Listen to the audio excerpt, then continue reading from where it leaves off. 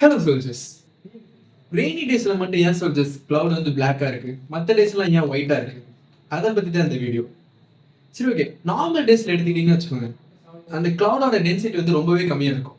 So அந்த light வந்து ஈஸியா வந்து ஒரு இடத்துல இருந்து இன்னொரு இடத்துக்கு, அதாவது கிளவுட் அப் சைட்ல இருந்து டவுன் சைடு வந்து ஈஸியா பாஸ் ஆகி வெளியே வந்துடும். ஆனா ரெய்னி டேஸ்ல என்ன ஆகும்னா, கிளவுட் எல்லாம் கொலைட் ஆகி அதோட டென்சிட்டி வந்து ரொம்பவே அதிகமாயிடும். ஸோ அந்த லைட் வந்து பாஸ் ஆகாது, எனஃப் லைட் வந்து அதுக்குள்ள பாஸ் ஆகி அவுட் சைட் வெளியே வராது. ஸோ அதனால தான் கிளவுட் வந்து டார்க்கா இருக்கு. சப்போஸ் நீங்க ஒரு ஏரோப்ளைன்ல வந்து கிளவுட உடச்சிக்கிட்டு மேல போய் பாக்குறீங்கன்னு வச்சுக்கோங்க, ரெய்னி டேஸ்ல மேல இருக்க கிளவுட் வந்து ஒயிட்டா தான் இருக்கும், கீழே தான் கருப்பா இருக்கும். ஓகேவா? சரி, இது ஒரு பிராக்டிகல் டெமான்ஸ்ட்ரேஷனோட உங்களுக்கு சொல்லித்தரேன். இது வந்து நார்மல் டேஸ்ல இருக்கிற கிளவுட். இது வந்து ஈஸியா வந்து லைட் வந்து பாஸ் ஆகி அந்த சைடு வந்துடும். இது ரெய்னி டேஸ்ல இதான் ரொம்ப திக்கான கிளவுட இமேஜின் பண்ணிக்கோங்க.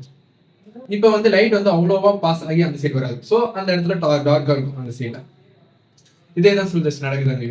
ஓகே சோல்ஜர்ஸ், இந்த இன்ஃபர்மேஷன் உங்களுக்கு பிடிச்சிருந்ததுன்னா வீடியோக்கு லைக் பண்ணுங்க அண்ட் நம்ம சேனலுக்கு சப்ஸ்கிரைப் பண்ணுங்க. பாய்.